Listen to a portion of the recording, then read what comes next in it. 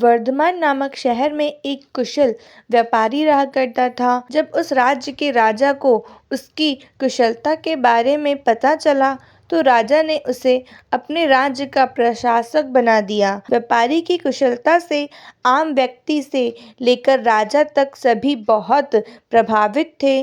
कुछ समय बाद व्यापारी की लड़की की शादी तय हुई। इस खुशी में व्यापारी ने बहुत बड़े भोज का आयोजन किया। इस भोज समारोह में उसने राजा से लेकर राज्य के सभी लोगों को आमंत्रित किया। इस समारोह में राजघराने में काम करने वाला एक सेवक भी आया, जो गलती से राज परिवार के सदस्यों के लिए रखी कुर्सी पर बैठ गया।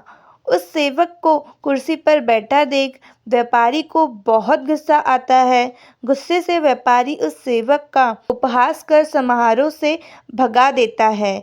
इससे सेवक को शर्मिंदगी महसूस होती है और वह व्यापारी को सबक सिखाने की ठान लेता है। कुछ दिन बाद जब वह राजा के कमरे की सफाई कर रहा होता है तो उस समय राजा कच्ची नींद में होता है। सेवक मौके का फ़ायदा उठाकर बड़बड़ाना शुरू कर देता है। सेवक बोलता है, व्यापारी की इतनी हिम्मत जो रानी के साथ दुर्व्यवहार करे। यह सुनकर राजा नींद से उठ जाता है और सेवक को कहता है, क्या तुमने कभी व्यापारी को रानी के साथ दुर्व्यवहार करते हुए देखा है? सेवक तुरंत राजा के पैरों में गिर के उनसे माफ़ी मांगने लगता है और कहता है, मैं रात में सो नहीं पाया, इसलिए मैं कुछ भी बड़बड़ा रहा हूँ।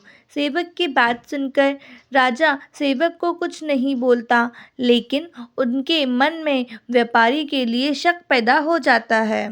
इसके बाद राजा ने व्यापारी के राजमहल में प्रवेश पर पाबंदी लगाकर उसके अधिकार को कम कर दिया। अगले दिन व्यापारी किसी काम से राजमहल में आता है तो उन्हें पहरेदार दरवाजे पर ही रोक देते हैं। पहरेदार का यह व्यवहार देखकर व्यापारी को आश्चर्य होता है। वही पास में खड़ा राजा का सेवक जोर जोर से हंसने लगता है और पहरेदार से कहता है, तुम्हें पता नहीं तुमने किसे रोका है? यह बहुत ही प्रभावशाली व्यक्ति हैं जो तुम्हें यहाँ से बाहर निकलवा सकते हैं। इन्होंने मुझे अपने भोज समारोह से निकलवा दिया था। सेवक की उन बातों को सुनकर व्यापारी को सब समझ में आ जाता है और वह उस सेवक से माफ़ी मांगता है। साथ ही वह उस सेवक को अपने घर दावत के लिए आमंत्रित करता है। व्यापारी ने सेवक को बड़े विनम्र भाव से भोज कराया और कहा कि उस दिन जो भी किया वह गलत था।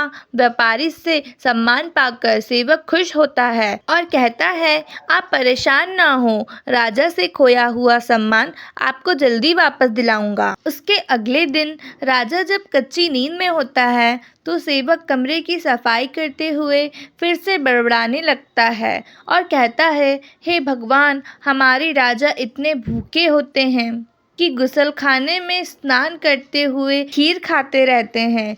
इस बात को सुनकर राजा नींद से उठकर सेवक से क्रोध में कहते हैं, मूर्ख सेवक, तुम्हारी इतनी हिम्मत कि तुम मेरे बारे में ऐसी बात करो। राजा के क्रोध को देखकर सेवक पैर में गिरकर माफ़ी मांगता है और कहता है, महाराज, रात को मैं ठीक तरह से सो नहीं पाया, इसलिए कुछ भी बड़बड़ा रहा हूँ। फिर राजा सोचने लगता है, अगर यह सेवक मेरे बारे में ऐसा बोल सकता है तो उस व्यापारी के बारे में भी झूठ बोल रहा होगा। अगले ही दिन राजा ने व्यापारी को महल में बुलाया और उन्हें उनसे छीने हुए सभी अधिकार वापस दे दिए। कहानी से सीख, किसी को छोटा समझकर उनका मजाक नहीं उड़ाना चाहिए, सभी का सम्मान करना चाहिए। किसी को नीचा दिखाने से एक दिन खुद भी अपमान का सामना करना पड़ता है। आज की स्टोरी बस इतनी ही। अगर स्टोरी अच्छी लगी हो तो चैनल को सब्सक्राइब करें और वीडियो को लाइक करना बिल्कुल मत भूलें। मिलते हैं अगली स्टोरी में। Thanks for watching.